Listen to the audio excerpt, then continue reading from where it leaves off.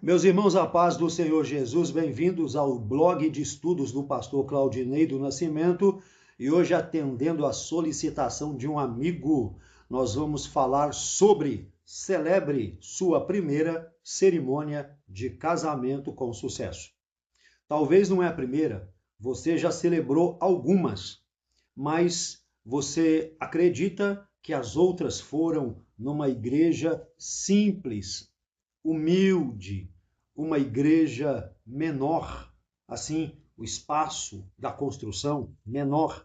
Agora, você vai celebrar este casamento num mega templo suntuoso, com indumentárias caríssimas, acabamento de primeiríssima qualidade, e você gostaria de fazer uma celebração de casamento diferente, uma cerimônia de casamento diferente. Então, vamos começar lembrando você que você precisa dominar bem o assunto que você deseja falar.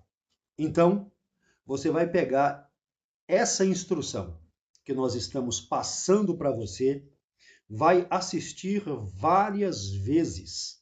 Várias vezes. Se tiver alguma dúvida, me chama no WhatsApp, que até o dia da cerimônia eu vou estar ajudando você, orientando você, tá? É bom lembrar que em toda celebração de casamento na igreja evangélica tem a cerimonialista ou o cerimonial. É aquele pessoal, geralmente algumas moças, algumas mulheres, que estão ali para organizar a entrada dos convidados, a entrada dos padrinhos ou testemunhas, como queira chamar, a entrada das alianças, da florista, dos músicos, etc, etc e tal. Então você deve pegar a programação ou ouvir a programação com quem está incumbida de preparar este tempo de cerimonial. Preste muita atenção sobre a sua entrada.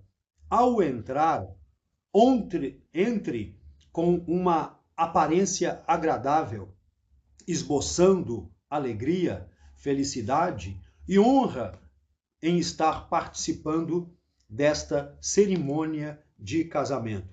Barriga para dentro, peito para fora, tá? Olha fixamente para frente. Você pode passar cumprimentando as pessoas do lado, dando um ar de distração, de paz, de segurança e fazendo uma conexão com as pessoas ali. Ao chegar no lugar que você deverá estar para celebração da cerimônia de casamento, o altar, você vai colocar a sua Bíblia, seu material de apoio organizado. Organizado. Claro que o material de apoio, ele já foi estudado, preparado com antecedência. Vou te dar aqui um conselho hiper, mega, master, plus e big, tá? Entra lá pro seu quarto, arruma um espelho grande, coloca lá a vassoura e o rodo e faz a celebração, a cerimônia, casando a vassoura com o rodo. Repita isso várias vezes até você se sentir seguro, porque muitas emoções podem acontecer no momento da cerimônia de um casamento. E você não quer errar feio. Você quer fazer com êxito, para a glória de Jesus, com excelência. O noivo, a noiva, confiaram em você, convidaram você e estão te honrando. Eles poderiam ter convidado outra pessoa, escolheram você. Então, seja grato e se prepare da melhor maneira que você puder se preparar. Bem, chegou aquele momento que o noivo entrou, beijou a mãe ou aquela pessoa que a representa, foi ali para estar ao seu lado no altar. Seria bom que o noivo ficasse à direita e a noiva, quando entrasse, à esquerda. Mas eu já fui fazer casamentos que a noiva não quis ficar à esquerda. Ela preferiu ficar à direita. Então, a ordem dos fatores não altera o resultado. Fica tranquilo que isso não é regra, não é doutrina inquebrável. Aí o que vai acontecer? Chegou aquele momento tão esperado em que as trombetas tocam e lá na porta surge a noiva. Todos olham para trás.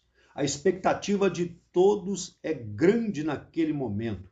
Dá uma olhadinha para o seu material de apoio, se ele está bem estruturado, está no jeitinho, o ventilador não vai levar o seu esboço para longe. Dá uma olhada com atenção. Prepara tudo aí, tá? Para você ter um apoio seguro na hora que precisar e se precisar. Bem, chegou aquele momento que o noivo foi lá encontrar com a noiva no meio da igreja, a trouxe para perto do altar. Você pode sorrir para eles, respirar fundo, passando aquela imagem de expectativa e alegria, e proferir as seguintes palavras: estamos aqui reunidos na presença de Deus, de irmãos, parentes e amigos, para solenizar diante de Deus, o Todo-Poderoso, o casamento de, fala o nome do rapaz, e de, fala o nome da noiva. Muito simples, uma frase simples e objetiva. Faça uma breve oração, porque o casamento não é um círculo de oração. Você não vai ficar lá orando 5 minutos, expulsando demônios e orando para a cura divina, não. A não ser que seja uma intervenção sobrenatural de Deus, isso não deve ser feito. Aí você faz uma oração rápida, de 1 minuto a 2 minutos no máximo. Você pode começar assim: rogamos ao Pai a bênção da sua presença para este casal, nome do noivo, nome da noiva, ok? Se tiver dificuldade de gravar o nome, o sobrenome da noiva, você vai preencher aqui nesse esboço que eu estou dando para você. Estou dando um esboço para você. Vou deixar aqui na descrição deste vídeo esse esboço prontinho deste casamento para você usar como material de apoio. Então você orou, você já fez uma pré-introdução. Agora você vai, antes da leitura bíblica, dizer assim, olhando para o noivo, olhando para a noiva, olhando para todos. Você vai dirigir seu olhar para o noivo, dirigir seu olhar para a noiva e para toda a igreja ali presente e dizer: vocês vieram a mim, ministro do Evangelho, para a celebração desse compromisso que é muito importante e sério, e para receberem as bênçãos de Deus para esta próxima caminhada juntos. Você pode acrescentar algumas palavras, caso queira, ou seja necessário, mas não seja muito longo. Agora vá à leitura bíblica. A leitura bíblica, aqui nós trouxemos Provérbios 30, 18 e 19. Mas eu já celebrei cerimônia de casamento que a noiva, ela exigiu que fosse lido outra referência bíblica. Você pode ver, de repente, os noivos gostariam de que fosse usado, lido, outro versículo da Bíblia, igual o que eles colocaram, por exemplo, no convite de casamento. Esse aqui, a noiva colocou, o noivo e a noiva colocaram no convite de casamento. Então, eu já peguei o texto bíblico que eles mesmos escolheram. Provérbios 30, 18 e 19 diz: estas 3 coisas me maravilham, e 4 há que não conheço: o caminho da águia no ar, o caminho da cobra na penha, o caminho do navio no meio do mar e o caminho de um homem com uma virgem, ou com uma donzela, conforme diz a tradução bíblica. Faça um breve comentário sobre isso.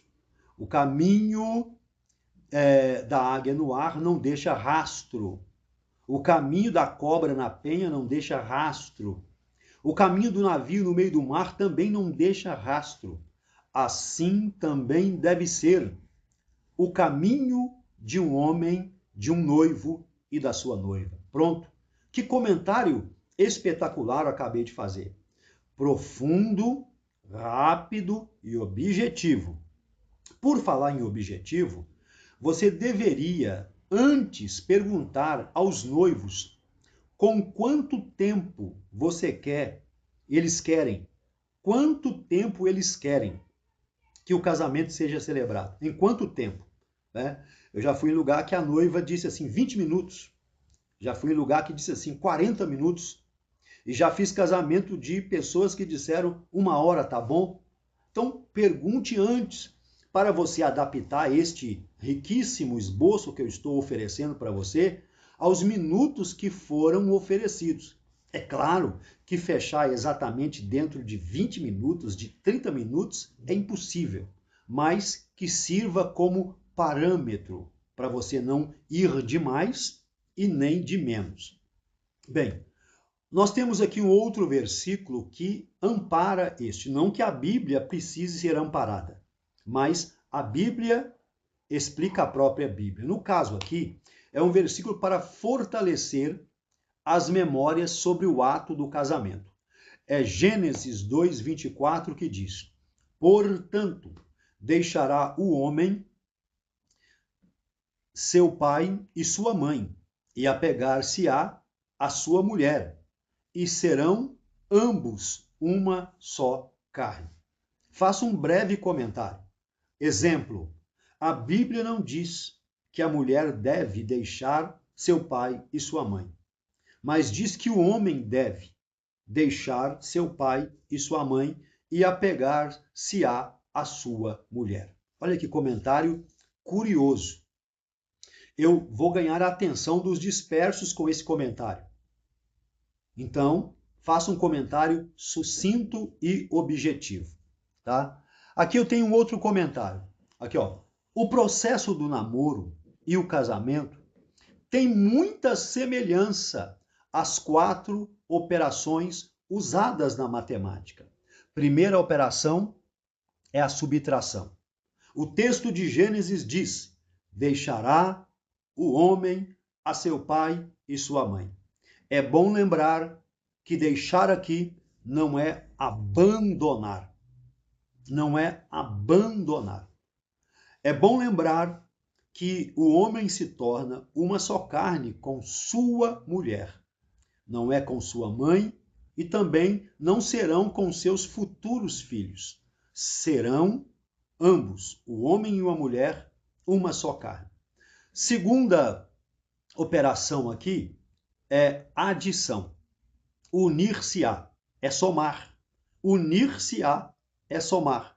Mostrando a importância do casal não querer andar desvinculado, separado, distante, mas se tornarem um. A adição, somar. Terceira operação é a multiplicação. Eclesiastes 4:9 é uma referência bíblica que nós escolhemos, que diz que é melhor serem 2 do que 1, porque tem melhor paga do seu trabalho. Tá? Terceira operação é a multiplicação. Multiplicação das forças, multiplicação dos objetivos, dos sonhos, dos planos. E a quarta operação é a divisão. A divisão. Veja, 1 Coríntios, capítulo 13, 4 a 8, tradução bíblica escolhida é a NVI, que fala sobre o amor. Fala sobre o amor.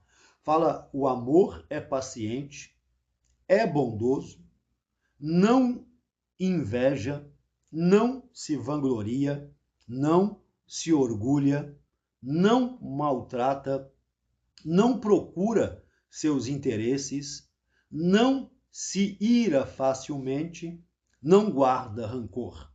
O amor não se alegra com a injustiça, mas se alegra com a verdade. tudo sofre, tudo crê, tudo espera, tudo suporta. O amor nunca perece, mas as profecias desaparecerão, as línguas cessarão, o conhecimento passará. Nós temos uma outra ilustração aqui. A ilustração, ela vai fixar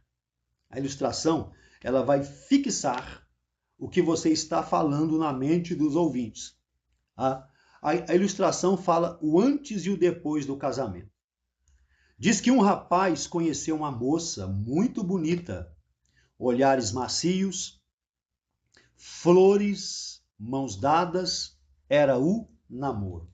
Então, esse primeiro período se chama o namoro.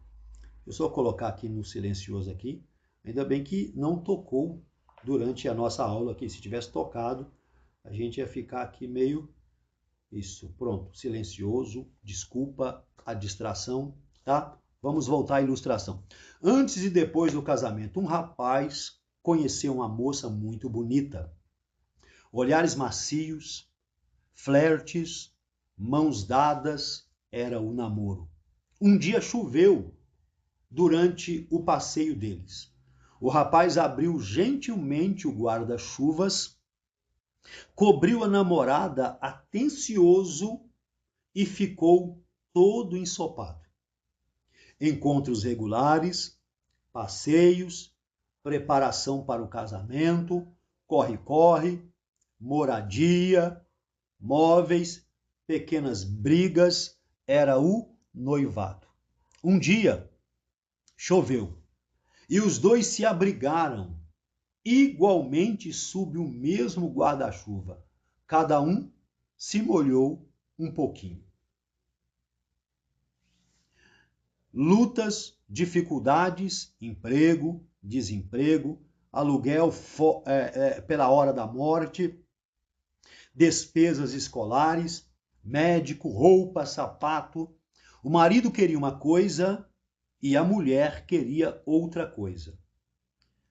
Choveu torrencialmente e a chuva surpreendeu o casal que estava na rua. O marido abriu o guarda-chuva, abrigou-se e a mulher ficou do lado de fora e se molhou. Bem, isso é somente uma alegoria, só uma ilustração. Mas, infelizmente, tem muita gente que está fazendo assim. Casamento sem base é casamento sem felicidade. Nós temos aqui mais um texto bíblico para reflexão. Efésios 5, 22 a 25.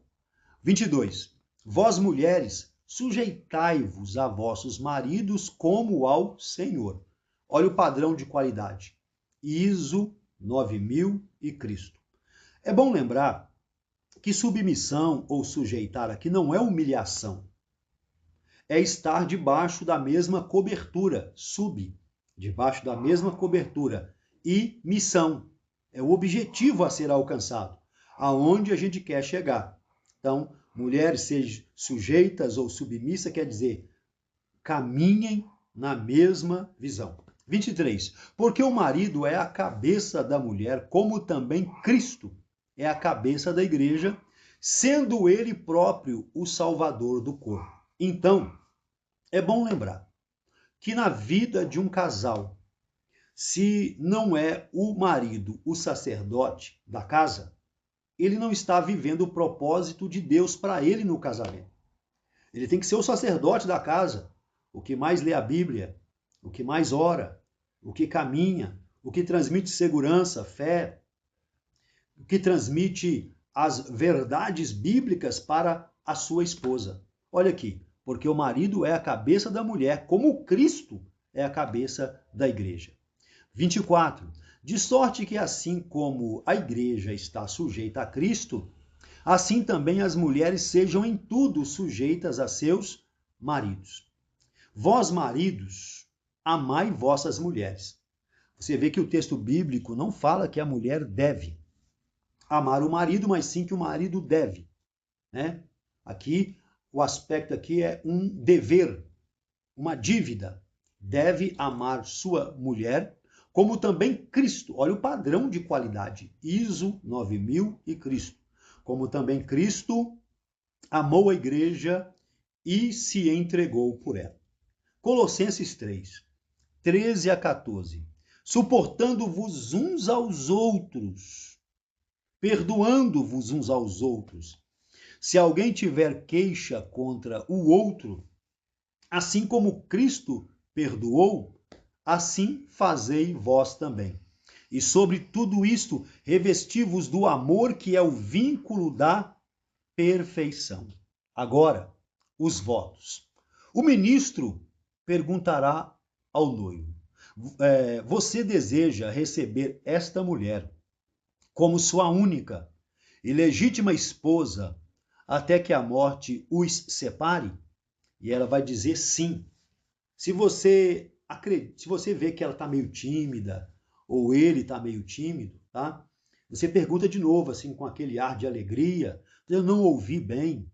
Você deseja receber esta mulher como sua única e legítima esposa? Até que ele diga sim, de forma que todos ouçam, que a igreja ouça, que os convidados, testemunhas e todos os presentes ouçam. E depois, a mesma pergunta é dirigida à noiva. Você deseja receber este homem como seu único e legítimo esposo até que a morte os separe? Aí ela vai dizer sim. E se você notar que ela tem alguma dificuldade, você precisa, mais uma vez, quebrar esta barreira e falar assim: eu não escutei direito, você pode... é sim? Aí ela vai dizer sim para todos ouvirem. Aí, o ministro, dirigindo-se ao noivo, perguntará. Observação, isso já foi combinado antes. Já foi combinado antes. Você vai dizer: meu querido irmão, quando eu perguntar o que você dará como sinal desse compromisso, você vai responder bem alto, que entre as alianças. Aí, o ministro, dirigindo-se ao noivo, perguntará: fulano de tal, o que você dará à noiva como sinal desse compromisso? E ele vai dizer que entre as alianças. Aí, naquele momento, a criança, pessoa que vai trazer as alianças, vai vir à frente. Você acredita que eu já celebrei cerimônia de casamento? Que a menina, quando veio trazendo as alianças, ela perdeu as alianças no corredor e ficou aquele momento que todo mundo começou a rir. O noivo riu, a noiva riu, todos nós rimos e foi algo assim surpreendente, diferente e espetacular. Viu? Isso não trouxe nenhum sentimento de algo frustrante, de um trauma, de algo que deu errado. Todo mundo levou na brincadeira, todo mundo riu, todo mundo ficou satisfeito, todo mundo se alegrou e a cerimônia continuou para a glória de Jesus. Uma irmã de lá tirou a aliança dela e emprestou para colocar no lugar da outra até que a original fosse encontrada e deu tudo certo.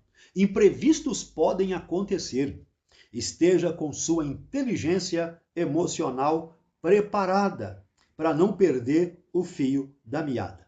Esteja com a sua mente preparada para não perder o fio da meada. Chegou ali, o noivo pega as alianças, repassa a você, você tira ela ali da caixinha, do lacinho, de onde ela estiver guardada, e você agora vai fazer a seguinte atuação.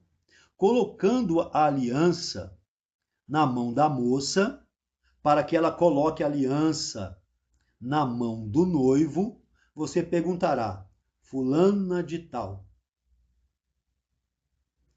Aliás, corrigindo aqui, você vai pedir para ela repetir.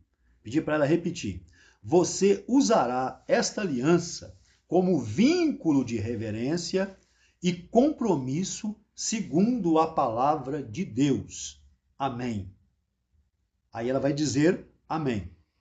Repetindo, colocando a aliança no dedo do rapaz, a moça dirá: fulano de tal, você usará esta aliança como um vínculo de reverência, compromisso, segundo a palavra de Deus. Amém? Aí ele vai dizer amém. Agora, viu? Agora, desculpa aí o erro, tá bom? Colocando a aliança no dedo da moça, o rapaz dirá, fulana de tal, você usará esta aliança como um vínculo de reverência e compromisso, segundo a palavra de Deus. Amém? Amém. Aí você faz um rápido devocional, tá?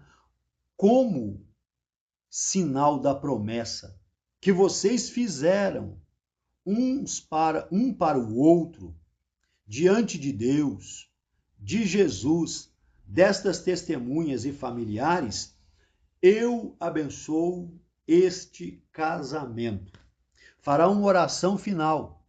Depois da oração final, já tendo o casal caminhado até o meio do local da cerimônia, o ministro vai chamá-los pelo nome, fulano de tal, fulana de tal. Isso tem que ser previamente combinado, para que eles se voltem para trás,